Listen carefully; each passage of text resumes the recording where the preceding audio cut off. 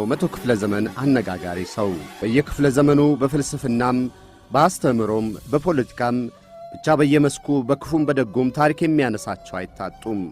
በቅርቡ የዓለማችን ታሪክ በ20ኛው መቶ ክፍለ ዘመንም እንዲህ የሚያነጋግሩ ሰዎች አልታጡም። ከነዚህ መሃል እንደ ቻንድራ ሞሃን ቼን ያለ ሰው የለም ይባልለታል።